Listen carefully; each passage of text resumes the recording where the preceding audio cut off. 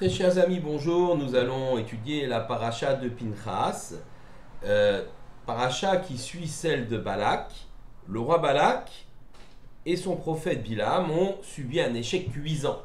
En effet, Balak avait fait mandater Bilam pour pouvoir maudire le peuple d'Israël. Il en a été bien incapable puisque l'Éternel s'est saisi de sa bouche pour pouvoir proférer des bénédictions à la place des malédictions.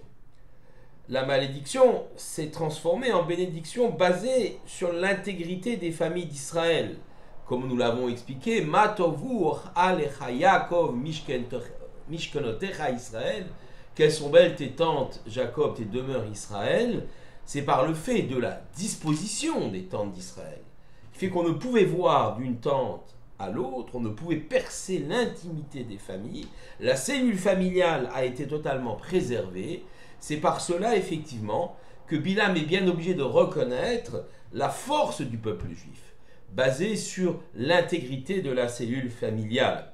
Alors, Bilam, impuissant face à cela, propose un conseil, donne conseil au roi Balak, tout à fait pertinent. Pour briser tout cela, pour briser la cellule familiale, il conseille au roi Balak d'envoyer vers le camp d'Israël des filles de joie, chargées de pervertir les Hébreux et de les entraîner ainsi vers l'idolâtrie. On installe une sorte de marché aux proximités du camp des Béné Israël. Les hommes vont voir ce qui se passe. Des vieilles dames leur proposent des colifichets, puis leur dit qu'il y a de la marchandise bien plus précieuse à l'intérieur. Ils pénètrent dans les tentes, et là, de jeunes filles en façon très séduisante vont entraîner ces hommes vers la perversité, vers la perversion des mœurs, et au plus fort, dit Rachi, de la passion de l'homme, elles vont leur proposer d'abord de rendre hommage à des idoles, à des statues qu'elles possédaient. Il y a donc finalement double faute, celle de l'idolâtrie, mais précédée évidemment ou suivie par la faute de perversion des mœurs. En effet, là est la faiblesse du peuple juif. Nous savons que lorsque Yaakov a lutté avec l'ange de Esav, il a pris le dessus finalement, mais c'est bien l'ange d'Esav qui l'a blessé au guide anaché, au nerf sciatique.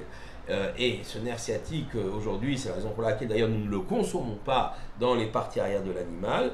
Ce nerf sciatique-là est donc à l'origine d'une ramification d'un autre nerf qui s'appelle le nerf honteux, qui vient donc alimenter les parties génitales de l'être humain.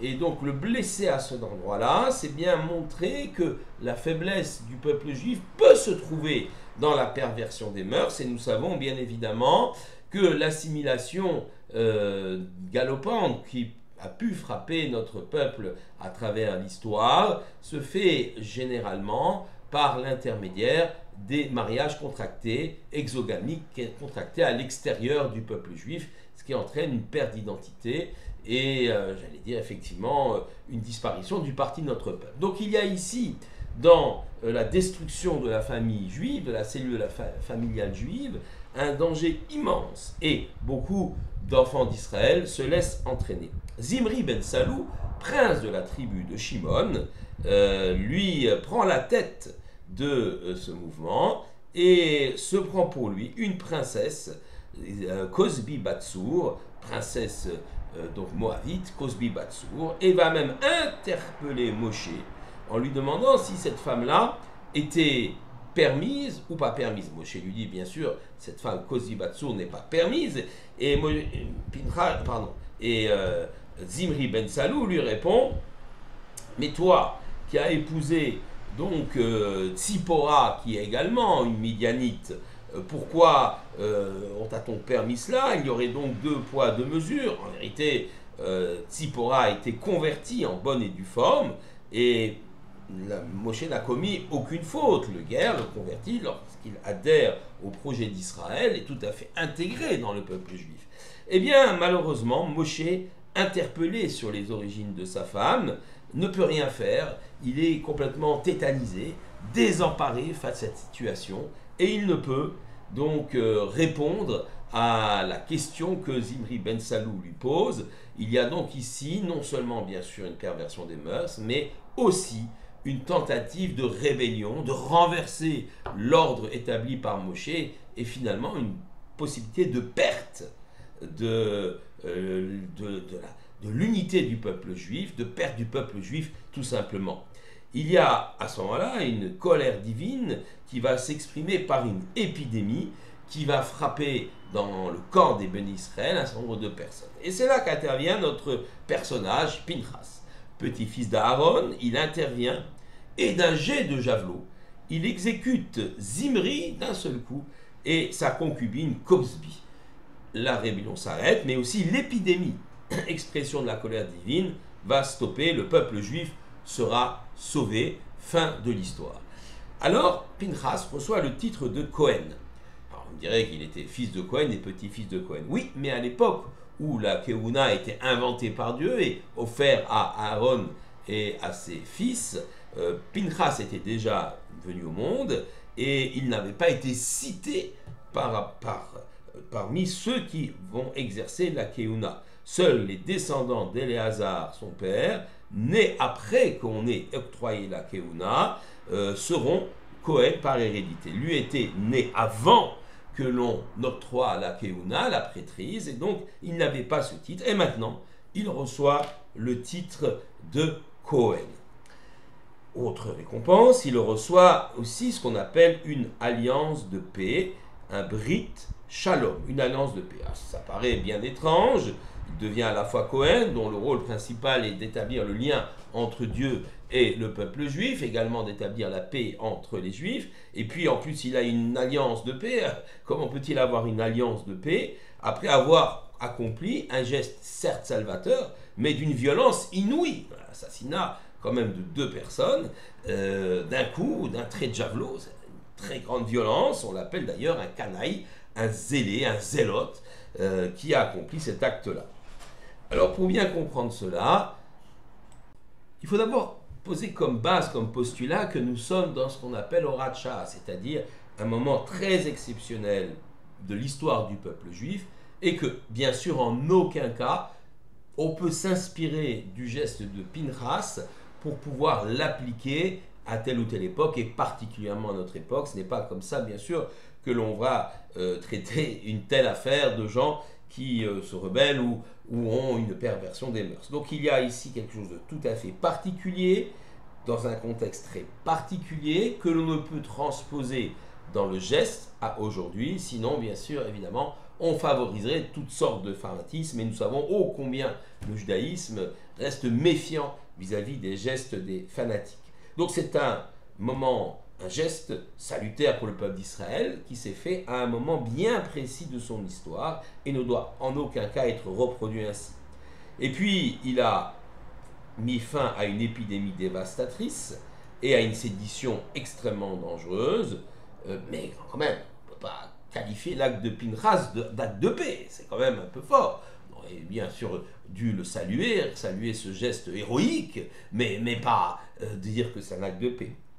Mais en vérité, bien comprendre la chose, il faut regarder le texte même de la Torah. Il y a une anomalie dans l'écriture du texte de la Torah. Et cette anomalie nous apporte un élément de réponse.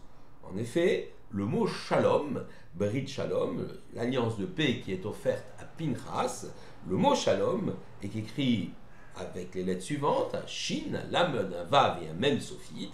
Eh bien, le vav de shalom est coupé, brisé.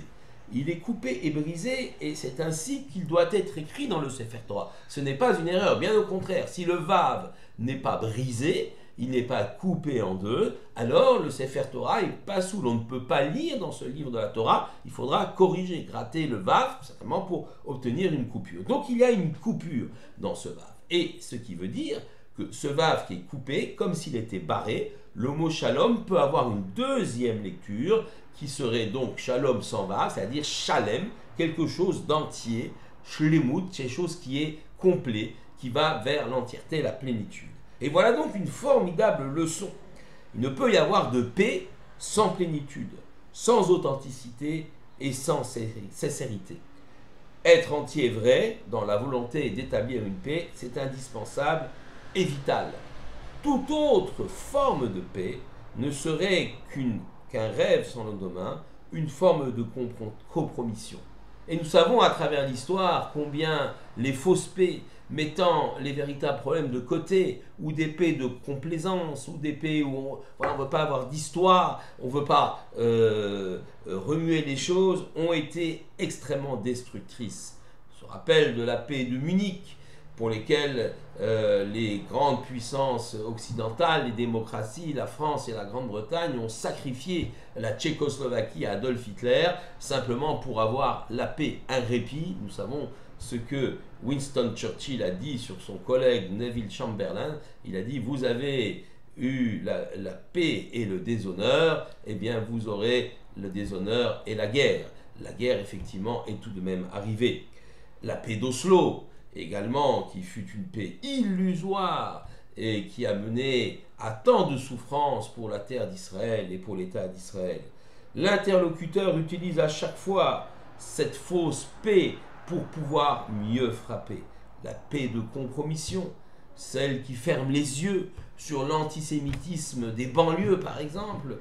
Nous avons vu les effets aujourd'hui. Eh bien, repousser cela eh bien, amène à une destruction de la société même.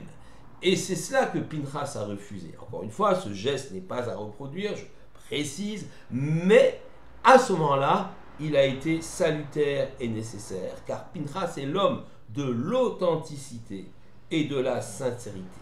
Sans fanatisme. Et là, on se trompe si on pense que Pinchas est un fanatique. Il a demandé d'abord à Moshe quelle était la halakha, la loi, et Moshe lui a dit, eh bien, effectivement, Kanaïm Pogimbo, les zélés doivent dans cette situation réagir de la meilleure façon possible. Et Pinchas a demandé, mais qui doit faire cela? Moshe lui a dit, celui qui a pris l'initiative doit l'accomplir. Et avec réalisme, finalement, il fait le geste qui va permettre de sauver le peuple d'Israël à ce moment-là. Le peuple juif est un peuple qui a soif de paix, mais aussi d'authenticité et de vérité. Et c'est avec obstination et sans relâche qu'il cherche, le peuple d'Israël, à trouver des partenaires avec qui signer cette paix.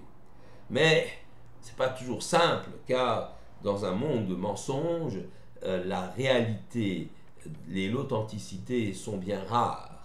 Rechercher la paix est une chose essentielle, mais il faut le faire également dans une recherche conjointe de la vérité, de l'authenticité et de la justice. Shabbat Shalom à tous.